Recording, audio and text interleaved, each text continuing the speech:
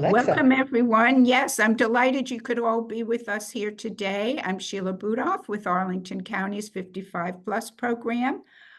This program is being recorded and will be posted to the Arlington County 55 Plus YouTube channel as time permits.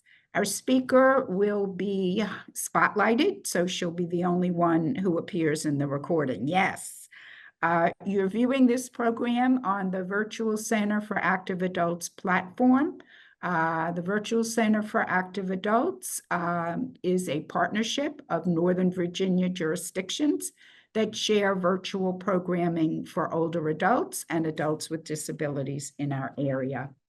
So now we'll get started. As you all know, July 4th is coming up next week. So I thought it would be really fun to explore the local story of the flag that inspired Francis Scott Key to write the poem that became the national anthem in 1814. We have with us today a very special guest. We have Jill Peters, who is the senior tour guide and reenactor and dressed for the occasion at the Star-Spangled Banner Flag House in Baltimore, Maryland. If you haven't been there, this is your opportunity to remember to make a visit. And Jill is going to share the history of the flag, the women who sewed the flag, and the flag house where they made it, the store where it was made. And without further ado, I'm going to turn the program over to Jill Peters. Well, good afternoon, everyone, and thank you so very much for coming. Actually, I am not Jill Peters. She is born many, many years after I am. I am Mrs. Mary Pickersgill, a flag maker here in Baltimore, Maryland. My mother, Mrs. Rebecca Young, and I operate the business here in Baltimore, and we are quite busy with ships, both military and merchant, coming in and out, needing flags of all sorts. Of course, there is the militia. There's Fort McHenry. There are quite a few people needing military or ship's colors. These are used, I'm sure you already know this, these are used for communicating quite a few things. The first is what country you are from. If you're a merchant, what company do you belong to? Mother and I have been doing a great many flags for the Caton Company. It's a burgie of blue over white. In other words, it is a flag that has the little tails cut out, and it's blue and the bottom is white. We do quite a few military flags, signal flags, very, very important. They stand for the numbers 0 through 9. And of course, there is always a code that goes with them. If you need to tell someone that you are coming into harbor, you would raise a certain set of numbers. If you're leaving the harbor, you would raise another certain set of numbers. Now, our flag history is very, very interesting. My mother, believe it or not, was in the thick of it.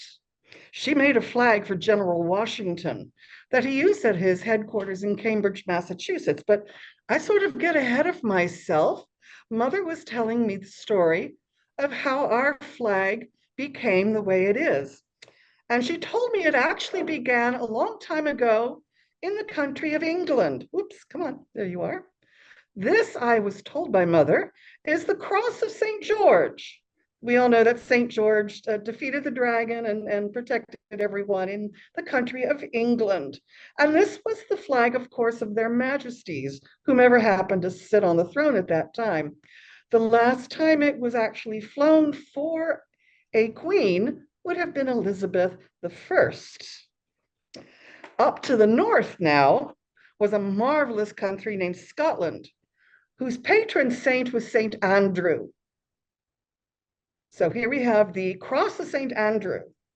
He is the patron saint, and let's see, patron saint of Scotland and Gulf, Mother told me. I think that was a joke. But, in the early 1600s, poor Queen Elizabeth passed away, and she had no children. This caused quite a stir. I don't know why. Of course, we do not have a king in this country. Rather silly, if you ask me. But they asked Elizabeth's cousin, James, who was, I believe, the 5th king named James of Scotland, if he would be king. And I suppose he was quite thrilled at that because he came riding down with his wife and he became James I, the King of England. Now, I always ask Mother, what are you going to do with the flags? You know, you've got the Scottish flag, you've got the British flag, but if I'm a good Scot, I will not have this flag above my castle. And if I'm a good Englander, I'm not going to have this one above my. Oh, it was just a dilemma for the poor king. And he decided, he wrote the Acts of Union in 1707 that united the Kingdom of Scotland with the Kingdom of England. And they came up with this lovely little flag here. This is the flag of the United Kingdom, England and Scotland. And I think they forgot poor little Wales off to the west, but Wales was also a part of it. So here we have this lovely flag for His Majesty the King. This is the King's colors. Nobody else could fly it unless they were king. And of course, we always know that James I was king. So these are James's colors. Huzzah. Well, many years after that, especially in the 1700s, after we established trade routes back and forth, the various ships would fly the various ensigns. There was the blue ensign, and there was the white ensign. But Mother said in the harbor most of the time when she was a little girl, this is the British red ensign. You notice it's His Majesty's colors up in the corner, don't you? So His Majesty's ships. And they stood for the type of ship and the place where they were sailing. I didn't really pay attention when Mother told me. I will not tell her that. But this is the British red ensign that you would see flying above merchant vessels. You would see it, actually, here we go.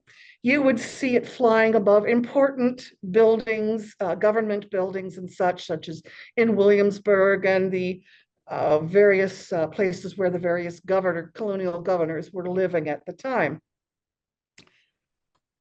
Well, let's see, that was, oh, goodness.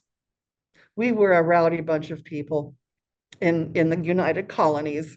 We were quite upset when His Majesty decided to ask us for more money so that he could pay his bills from the French and Indian War. And he thought, we're a rich set of colonies, that would be no problem. But it was. We had no representation in Parliament.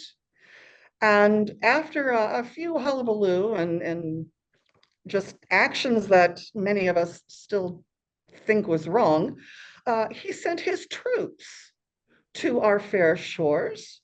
Sometimes we would have to house these troops. Sometimes we would then, walk the streets and we would be hassled by these men in red coats. We had the Stamp Act, we had the Tea Act, we had the Townsend Act, and they all were taxes so that King George could have a bit of money to pay his bills. However, he did not do that to our brothers and sisters on the other side of the Atlantic Ocean. He did not tax them the way he taxed us. And we thought that was a terrible shame, and it was incredibly wrong. The Second Continental Congress met, and eventually, after much wrangling and such, well, we decided to send a letter to His Majesty. But that was in 1776. In 1775, someone came up with this lovely flag. This is not a British flag. This is the first flag of the American Revolution. No one really knows who put the white stripes, whoops, on the British red ensign. Very clever, don't you think? But it is said that they put the stripes on the flag so that it would show how we felt separated from our mother country. But you notice here, we have that wonderful little, King's colors up in the corner. We were still part of the mighty British Empire. We simply wanted the king to treat us just like everybody else. It didn't work. Mother actually, believe it or not, sewed a flag much like this for George Washington, and he used it at his headquarters in Cambridge, Massachusetts. Hence its name, the Cambridge flag, or the Grand Union, or the Continental colors. But this is an American flag. And if you wish to fly it on the flagpole of your green, that would be a marvelous thing, just to remind everyone where we came from. Well, we did send that lovely letter to His Majesty, and it basically told him that he was a very bad king. We did not like what he was doing to us. Therefore, we were going to take our country and rule ourselves. Can you believe it? No one had ever done that before.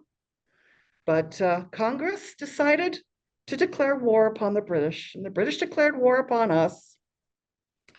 And we actually had to flee the city of Philadelphia.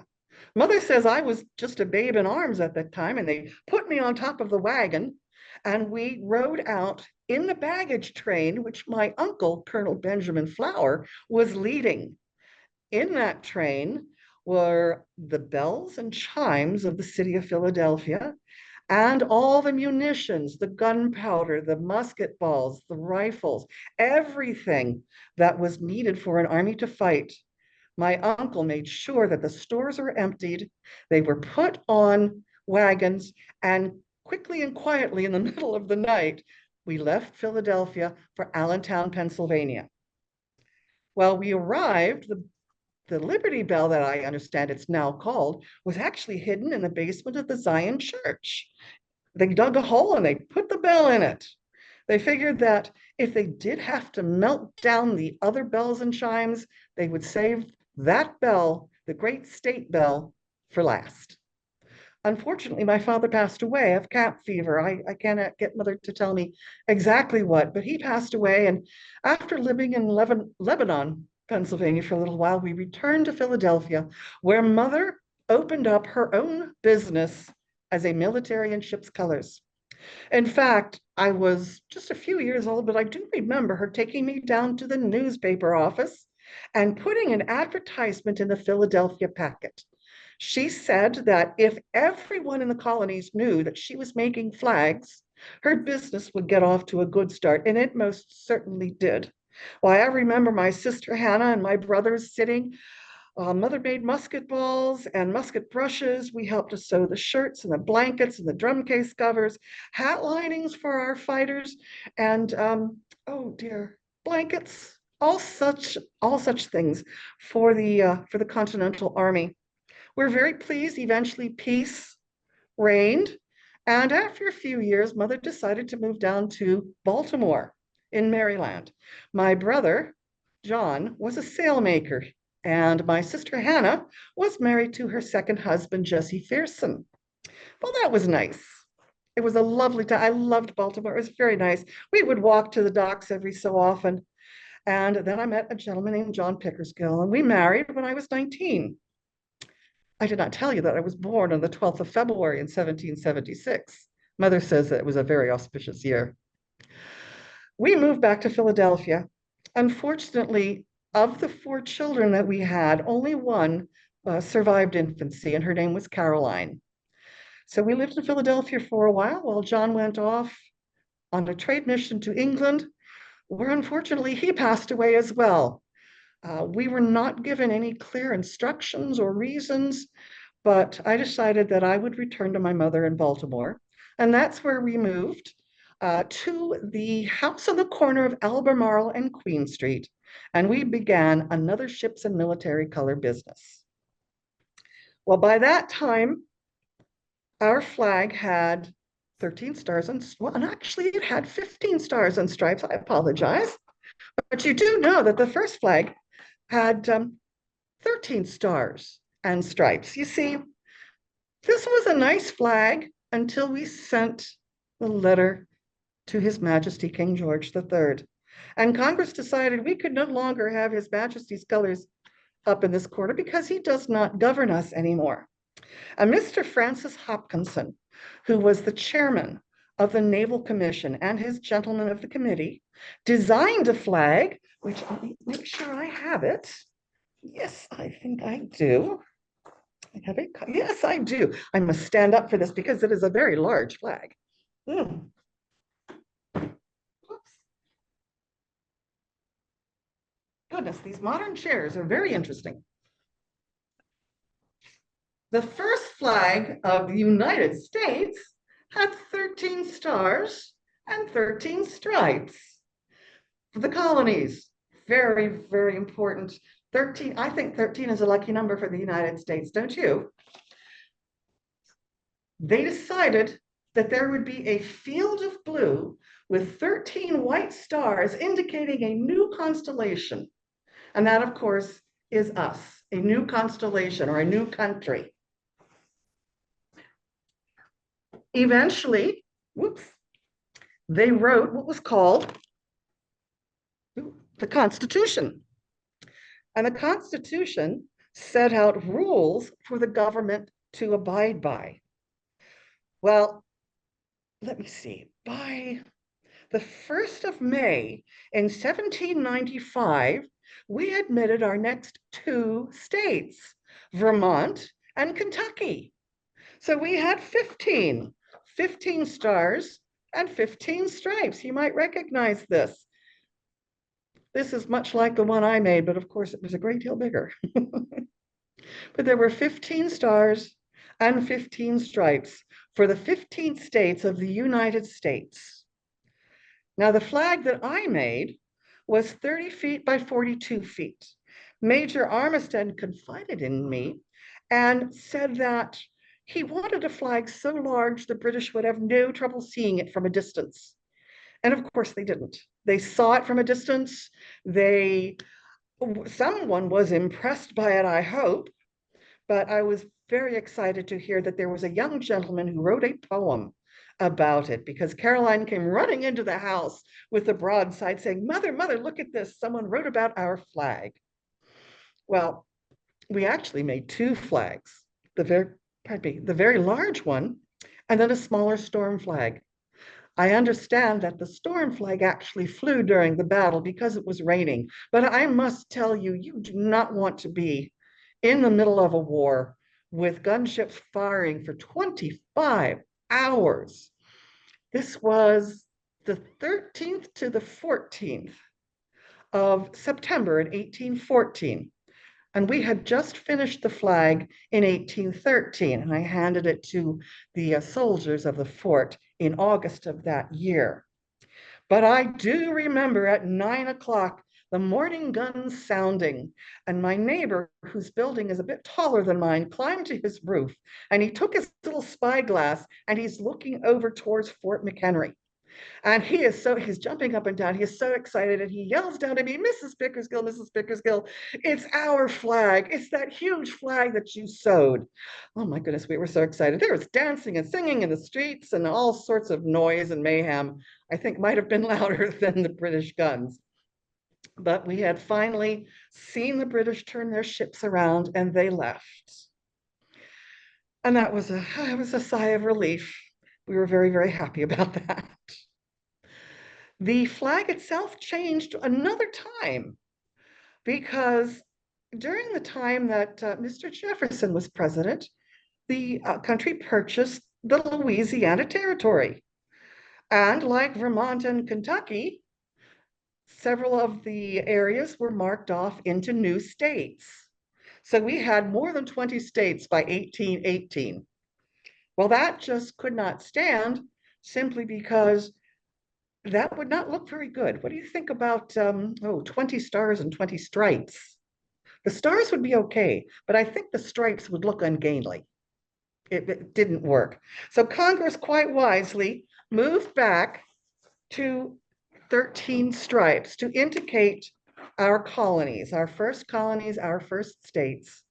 And with every addition of a state, a new star was put on to the flag. But so far, that is the history. Oh, I did not tell you. The flag that I made was made of English wool bunting. Can you believe that?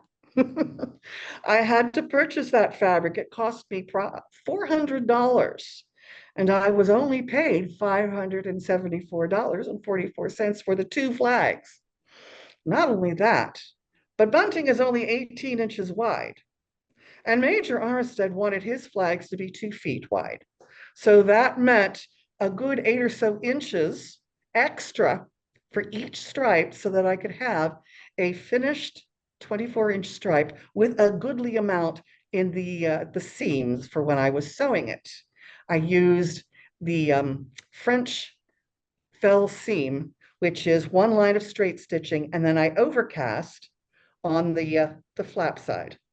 Well, it was very good. I had to take it up to my neighbor's brewery because the malt house floor was the only large place where I could actually spread out the fabric and sew it together. It was very important that this flag would not fall apart in the wind. That was my reputation up there on the flagpole, and I was very concerned that if anything went wrong with it, it would reflect badly on not only myself and my mother, but the rest of us here at the house. I am very happy to say that the flag flew quite bravely and brightly for several days after that. We were very grateful. And it's just a little thing that thrills me every so often. It tickles my toes when I think about it. That huge flag finally run up the flagpole to tell the British, no, I'm sorry, this is us. We are the United States of America. Let's be friends instead. So. Was there any, oh, and the stars now, the stars were 2 feet, golly gee. And the stars, as you can see, oh, here, I'm gonna stand again, were 2 feet from tip to tip. If I tried to make it a full bunting, I would have had to piece them too. And that would have been a very weak spot. So I contracted with someone to weave cotton fabric for myself, wide enough so that I could place all 15 stars and cut them out without having to piece them. I used what was called a peekaboo star or reverse applique on those stars. I would sew the star on top of the blue fabric on one side. And when I turned it over, then I would take my scissors and cut out inside my stitching, turn that under, and sew that down. So really the only places where there was more than one layer of fabric are at the seams, and they are the strongest part of the flag itself, the seam work. Now, some time ago, I actually had to return to Fort McHenry as somehow there was a hole in some of the fabric. I think someone stepped on it. And I did repair that because I had plenty of extra fabric to do that with. But I always thought that it was quite ironic that I am using British fabric for an American flag that flew during a war with the United States and Great Britain. But that's the way life is sometimes, full of ironies and silly things that happen. So I believe that's enough, at least for now. Do you know if anyone has any questions, or how did you want to run this, Ms. Budolf? That was absolutely marvelous, Why, Mrs. thank you so very That much. was really amazing. You're just Oops. really fabulous. I so appreciate it. People are more than welcome to enter their questions in the chat, or I can call on you if you raise your hand using the raise hand function. I would like to start off the questions to Yes, ma'am. get people going, and that would be to ask whether the flag you made is the one that is in the Smithsonian today. The Smithsonian. One moment. Okay, now, hi, I'm Jill. I learned that trick from a very dear friend. Yes, it is. In fact, that's the flag that is at the Smithsonian. It had been given to Major Armistead upon his retirement. When he passed away, it went to his wife. When she died, it went to her daughter, Georgiana, who had been born at the fort. After Georgiana died, then she gave it to her son, Eben Appleton.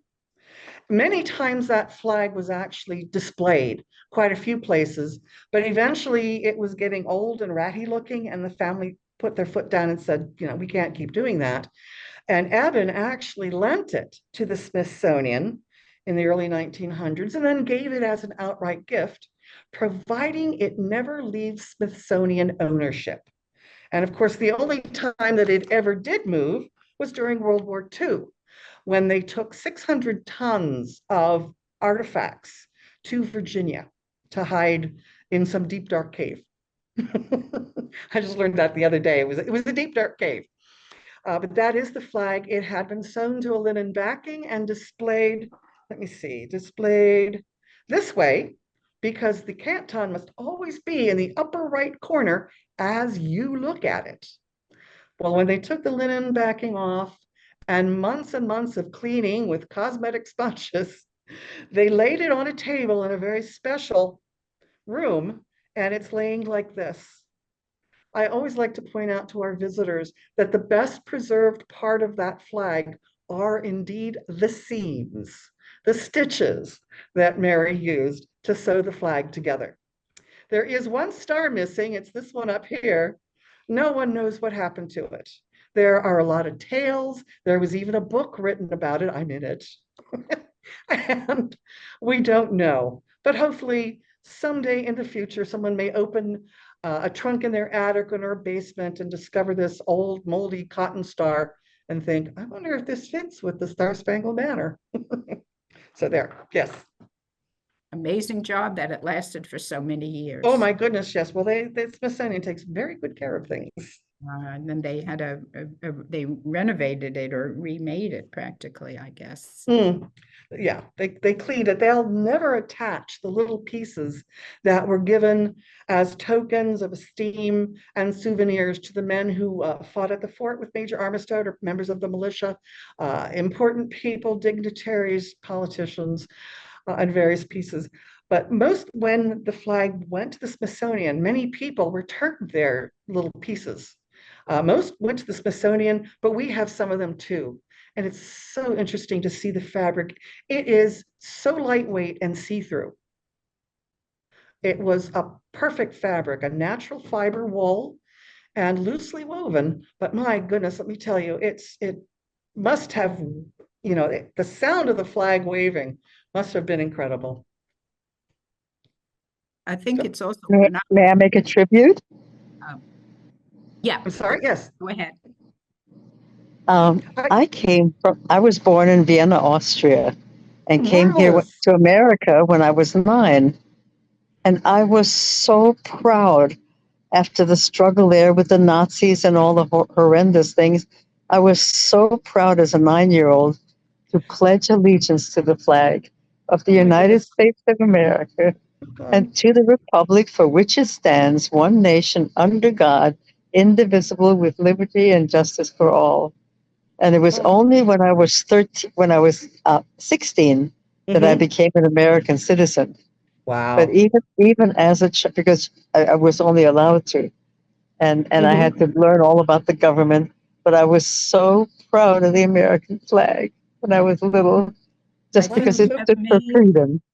I'm so proud that you're a citizen with me. That's so cool. Thank you, Elizabeth. Congratulations. You made Mrs. Pickersgill's day. You did, yeah. You made both of us cry here. Well. Hold on for a second.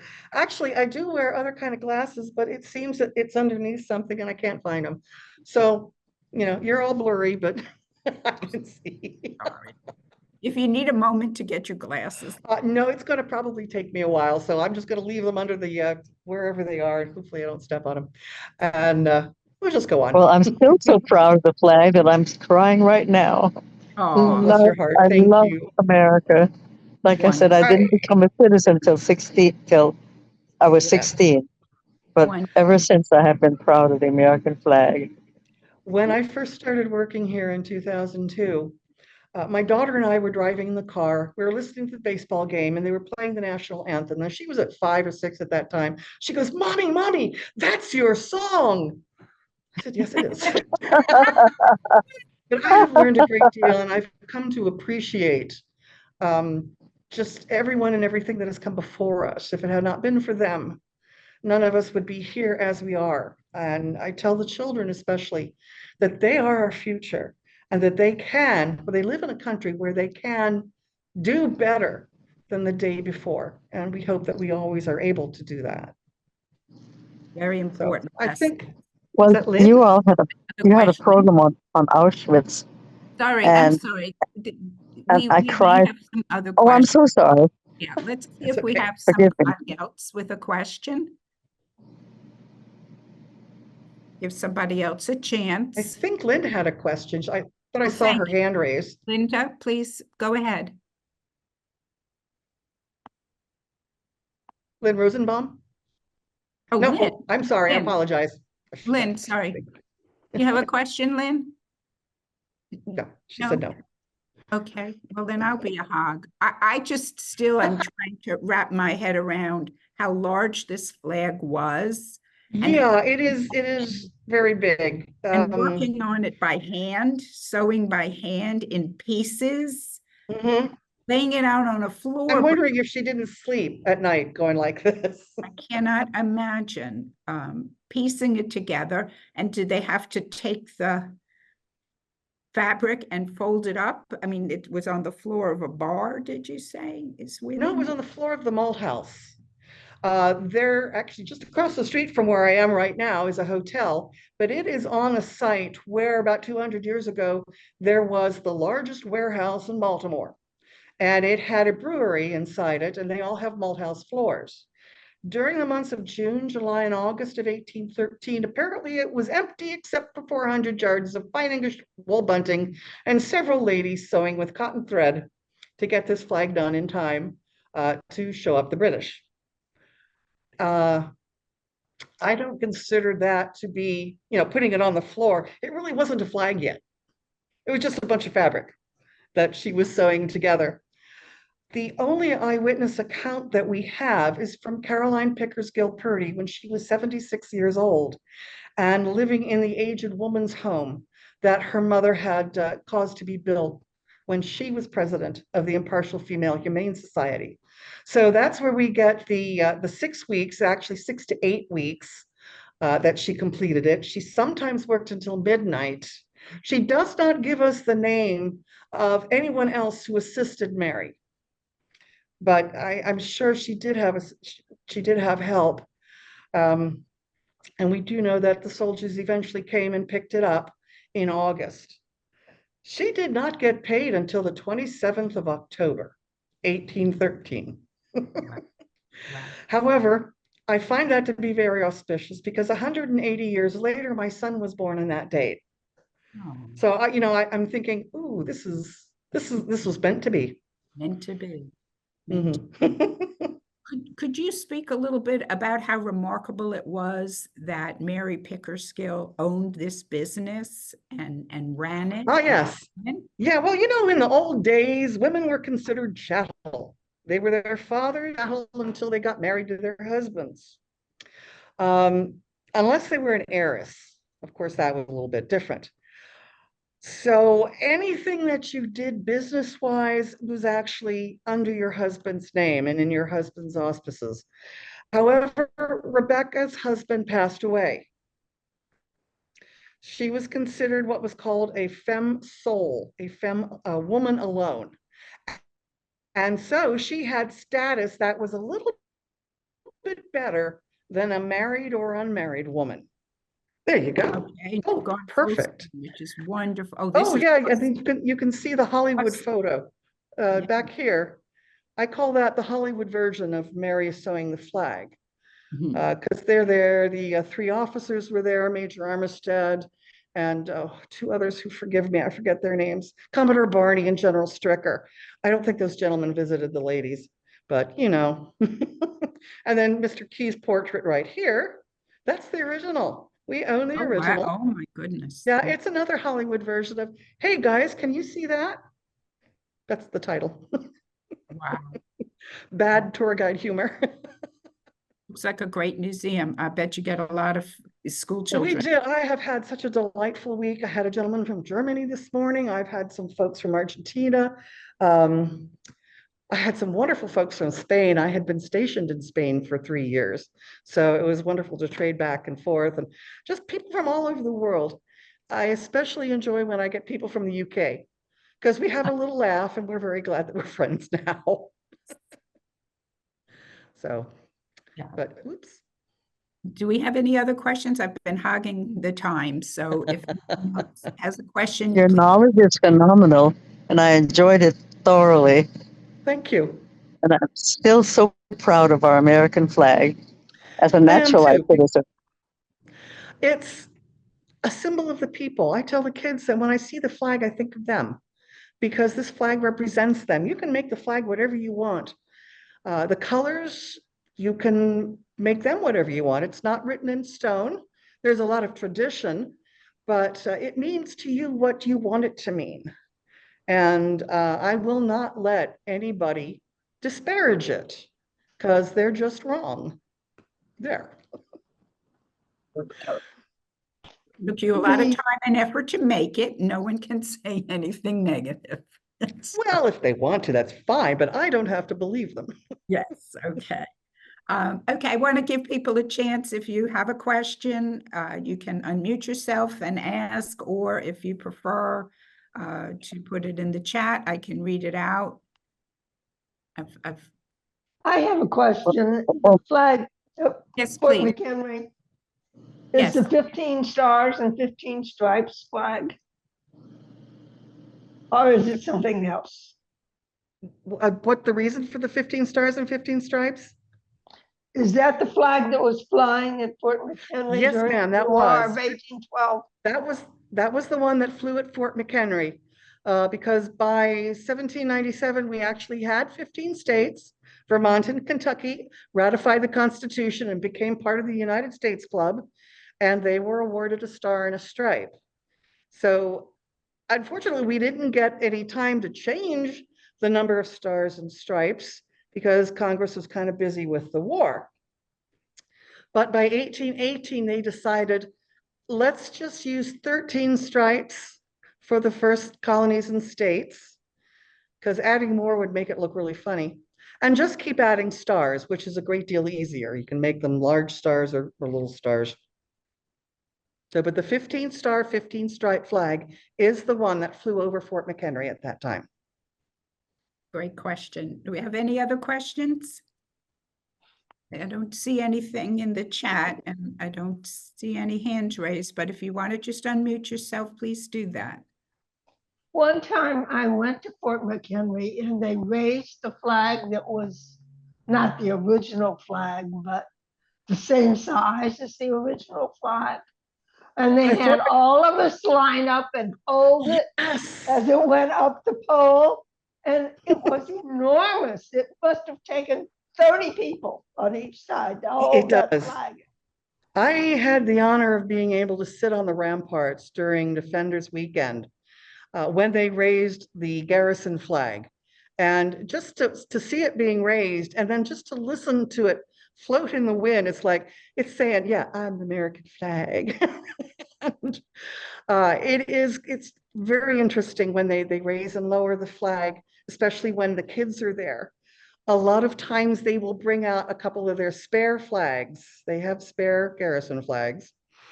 And the rangers at Fort McHenry will have the kids pick it up and they unroll it. They move back as soon as they unroll it. And then the ranger will tell them all sorts of stuff. And then they have to roll it back up to fit into the little duffel bag that they carry it in. As of the bicentennial, Fort McHenry actually flies 4 different sizes. Of course, the garrison flag, 30 by 42 feet. The storm flag, which is 17 by 25, excuse me. And then 2 other smaller flags in, and I'm not sure what sizes those are. And I imagine it depends on the weather, time of year, what the wind is doing, because it is pretty windy out at that point. Anything else? Any other questions? It's very quiet. Yes. Last chance. Okay, I guess we'll bring it to a close. I did have another statement to make. Sure, yeah. At my church, Word of Life on Backlick Road in Springfield, they have a parade of nations every year. Oh, and if you come from another country, you carry your foreign flag from your country. And I always not only carry the Austrian flag, but carry the American flag as well. I refuse to carry only the Austrian flag because I'm an American citizen and my allegiance is to America. Thank you. Fabulous. That's neat. I bet that's a sight to see with all the different flags, all the different folk who have come to live It's here. spectacular. It's Mm. very, very spectacular. Imagine so. So I don't know whether to call you Jill or Mrs. Pickersgill. Jill is fine. I don't have my day cap on, so you can Oh, call me okay. Jill. Okay. This was absolutely marvelous. Thank Really, you. I can't begin to thank you for this. It was fabulous. Absolutely. I think this is only the second time that I've produced, or not produced, but done on YouTube, or what is this? Zoom. You're a It's been a pro. day. You're a natural. You did an amazing job, and considering you came from the 1800s, we're really Yeah. Well, very Mrs. Pickersgill finds all of this very interesting and a little suspect from time to time, but she's she loves advertising. Her mother taught her that advertising is a good thing. So, I did not have to pay, or she did not have to pay, who knows, a whole lot for advertising when that flag was flying. You sail in and you look up and like, oh, that's a huge flag. Well, by the way, Captain, we need a bunch of flags. Let's find out who made that huge flag and give that person our business. What better way to advertise your flag making business? So, and I'm very grateful to Mary because now I've had a job now for 22 years, and I get to pretend that I'm her from time to time. And I think one of the finest things that ever happened to me was at Fort McHenry when we were doing the high school tours. I'm just sitting by one of the classrooms and I'm sewing on a flag that I usually carry with me to keep me busy. And this one young girl runs up to me and she says, "Oh my God, she's doing it. She's doing it." And I'm looking at her, and she'd never seen anybody hand sew. And I thought, oh, that was very humbling, to tell you the truth. I'm really happy that I could contribute to something that she thought was really cool. But now, if you're ever in Baltimore, we are at 844 East Pratt Street. We are open from 10 o'clock to 3 o'clock, Tuesday through Saturday. And we are going to be open for the 4th of July. I think I'm going to bring my fireworks down and see what we can do here. But it's just walk in, or you could give us a call, make a tour for a whole bunch of people. That would be a lot of fun. wonderful. Thank you very, very much from the bottom of my heart. This was very special, and I Thank you for asking me. I really appreciate it. thank you. Thank you for agreeing to do it. It was marvelous. Thank you all for joining us. We really appreciate it. Happy July 4th. Enjoy, and take care until the next time. And thank you so very much. Appreciate it. Okay, take care, everybody. Thank you.